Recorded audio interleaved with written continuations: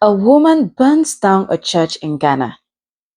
It's a shocking revelation, and it's not your everyday story. We are truly living in the end times. The world is coming to an end. Things are happening. And on today's video, we are not going to sugarcoat anything. We are not going to tap people on the back. We are going to say things the way they are. I am going to analyze this video in a way that may not be pleasant to a lot of people, but I want us to know the truth. So stay tuned and let's break down this video.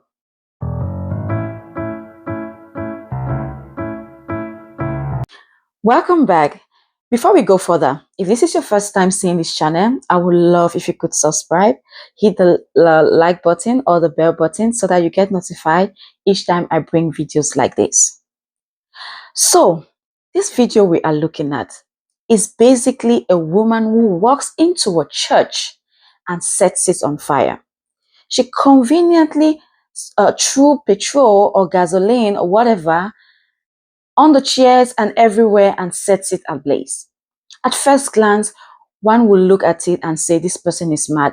It doesn't make sense for someone to have such audacity to walk into a church and set it on fire. I mean, it takes a level of witchcraft, it takes a lot of insanity, it takes a level of craziness for someone to be able to have this kind of courage to do this. But while looking at this video, and also the second video that resurfaced of how this woman was first sighted at the scene few days back, where she was going around the church, and at some point she has to take a white powder and blows it at the church premises. When I saw this, I asked the question, yes, the difficult question most Christians and most people will not want to ask. Is this fire incident staged? Yes, I did not mix my word. I asked these questions. Is this staged?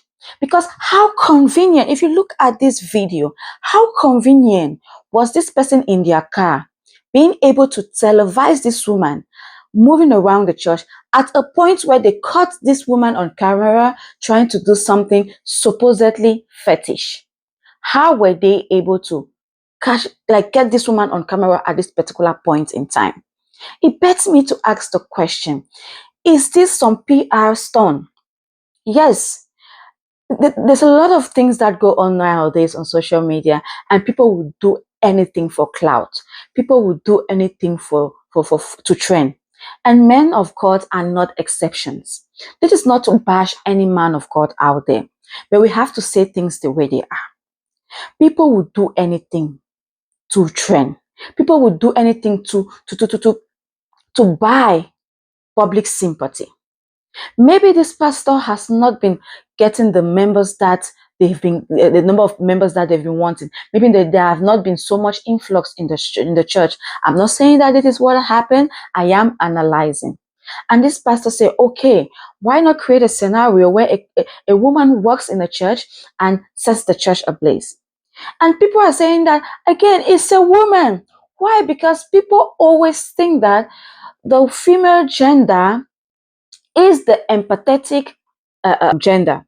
And so, being an empathetic gender, it is going to trend more. It is going to look outrageous if this gender is the one that does this. So, this could be a stage. This could be a stage situation. I am not saying again that it is, but think about it. How convenient that this lady was televised when she was blowing out fetish powder. And what was done about it when this happened? Was she arrested? Was she put into custody? Was she investigated? Or did the church just went into default mode and started praying? And also, is this woman, why did she conveniently choose the spot where the CCTV camera is sighted? There were other angles of the church. There may be other cameras, but why this particular one where it could be easily sighted and the fire will be put out conveniently? Ask yourself this question. Again, on this channel, we are not feeding you blindly. We want you to feed yourself, to think about anything that happens objectively and not foolishly or blindly. The second thing that I got from this analysis and everything is that if this was not staged, then we are dealing with a severe case of church hurt. Church hurt is real. And from looking at all what these people are saying, they are not saying a church of God was burned. They are saying Pastor Elvis'S church was burned. So the center of this tragedy is placed on the man of God, on the founder of the church. And this is what happens in many Pentecostal churches. The center is not always the God. It's not always God. It is always the God of Papa. It is always the God of our pastor. It is always the God of Bishop this, the God of... It is not the Almighty God that all of us are worshiping or all of us identify with. They have to associate God with this person. So this person is now the face of the church. It's like a PR stone. They are the face of the church. And everything that comes after, everything that has to be attached after them. So they are the centerpiece of the church. We all know God has to be the centerpiece of the church. Not any man of God, not any pastor, not any prophet. It's true, you can be a founder, but you should not attribute anything that has to do with that church by you. You should not be the centerpiece. God should be the centerpiece. So this brings me to the point of church hurt. Was this woman hurt? Has this woman been hurt in a way that has brought her to do something this insane? Many people have traumas that have been inflicted on them by men of God, by members of congregations, by brothers and sisters in the church, by elders, by deacons, by choir masters. People have gone through a lot from the church. And you wouldn't be surprised that this is someone that has been this could be someone that has been traumatized so much, and this is her way of taking it back on the church. There may have been complaints. May have been certain situations that have happened. No one has talked about it because these Christians worship their men of God. So this woman is like, okay, I'm going to take things in my hands. I'm going to make sure I bring these people down. And her own way is to burn the church to the ground. That could be a possibility. That is something that you should not take out of the equation. This woman could be completely sane in doing all of this. And I believe he is sane because I also read somewhere that after doing all this, there was a car waiting for this woman outside to take her away immediately this was done. So this was a premeditated act, well planned. Unfortunately, she could not escape because the security guards and everything were alerted on time and she was arrested. So you can see that this could be a situation of church hurt. So many people have been hurt in churches. So many people have been molested. So many people have been taken advantage of. But it's not being spoken because people don't want to air the dirty linen of the church out there. And some who have the courage to speak, they say it is the demon. Demons are speaking over her. Same thing for this woman. Everybody's like, this is a demon that has come into this woman and is causing her to destroy the church of God. Some will say this woman is mad. This woman is not mentally okay because it takes a mentally deranged person to be able to have such courage to commit such an act. But this could be someone suffering from so much hurt, so much psychological trauma, so much pain. So we should think about that possibility. Think about the possibility of this person going through a mental breakdown, not because they are just crazy, but because they have been hurt by someone from the church or even the leader themselves. At this point, if you're still here and you have not subscribed, Please do. I really appreciate it. It makes a lot to me. That simple subscribe goes a long way to me, to spread this video out there. And if you've loved my analysis so far, also like, comment, share. Let me know your opinion in the comment section. What do you think? Is everything I'm saying making sense, or you have a contrary opinion? If you do, please put it in the comment section.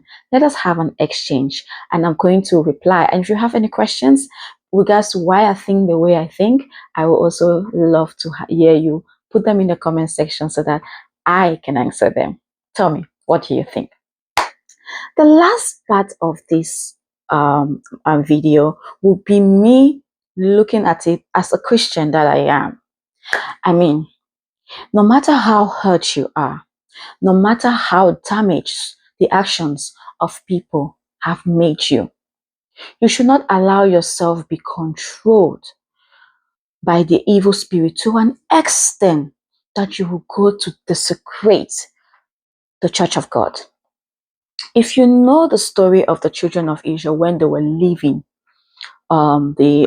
Egypt, I cannot remember the name of the person exactly, but the ark of the covenant of God was about to fall, and this person tried to sustain it, but they died. God struck them dead because they were not assigned to touch something that's sacred. Fast forward to when when Saul was the king of Israel, when he was hunting David, and countless opportunities were given to David. I will not say by God, but I will say by the devil, which transformed as an opportunity from God, because that is what many people think, to kill Saul before he could kill him, before he could harm him. But he did not. He said, "This is God's anointed, and I cannot in good faith touch whom God has anointed. It is not my place. It is an abomination. It is sacred. I cannot commit such an act. Even though this person wants to kill me, even though this person wants my head, wants my life, I will not touch God's anointed."